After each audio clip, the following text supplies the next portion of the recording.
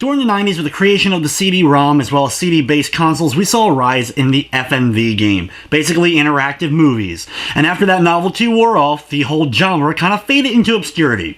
Nowadays, we don't see very many, but there is a brand new one called The Bunker, and it has a very interesting story to go along with it. But is this live-action movie game worth taking the trip with? Or is this just a novelty that should just be skipped?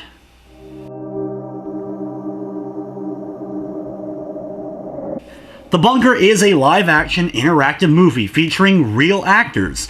The only control you really get is to move a cursor around the screen and interact with various different points. Sometimes having to button mash or hold the button down, but most of the time it's just clicking and figuring out what works and what doesn't until you move on and solve that current objective. With a game like this, one of the big drawing factors, of course, is the story, so I don't want to include too much spoilers throughout the course of this review, so most of the footage you're going to be seeing is during the very beginning of the game. Though, trust me, it does get pretty suspenseful with a little bit of horror elements thrown in as you get a little bit farther in. The game takes place in England after nuclear war. Your main character that you get to control was actually born in a bunker that was created for military and government officials. Your mother gave birth to you while you were in the bunker, so it's all that you know. 30 years later, though, as you've grown up, everyone is now dead and you're left alone in the bunker, and slowly things start to unravel and fall apart as far as the infrastructure of the bunker goes. Being a big fan of post-apocalyptic fiction, as well as anything basically with nuclear war, I was very much drawn to the story, and I think it does a good job in its narrative, the way that the story is paced, and the way that it ends up unfolding, with some nice little moments and twists throughout the course of it. While it has basically inventory-style puzzles, it's very, very basic. You're not getting a big inventory filled with lots of different items and lots of different things for you to check out and interact with. It's very bare bones, just getting you from one point to the next as far as the story is concerned. There really isn't too many ways to fail throughout the course of the game, though there is a few moments where you have to be paying attention, as there are like quick time events where you may have to mash the button or click the button at the right point. If you don't and end up failing, you'll be set back just a little bit. One of my biggest gripes with the game is the fact that you cannot speed up the game at all. You can't either speed it up or skip ahead to when you're able to control your character again, making replaying the game in case you ended up missing the various collectibles or just trying to find things maybe you didn't check out before makes it end up dragging, especially if you ended up failing one of those quick time events while enjoying the movie and you have to watch a whole bunch of the scenes over again. And that's basically it. There was only a couple of times throughout the course of my playthrough that I kind of got stumped for a few seconds, basically just didn't see a spot I could interact with. The collectibles, as far as the 9 little dolls that you're able to find throughout the course of the bunker, can be a little bit challenging to find and see, but if you scour each and every screen before moving on to the next one, you should have absolutely no problem being able to find them throughout your first playthrough.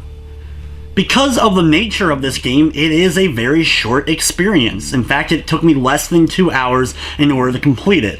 Now, there is 2 endings, but the choice that decides the ending is at the very end. It's the last thing that you end up doing, so it ends up being very easy just to go back and see the other ending that you didn't end up choosing.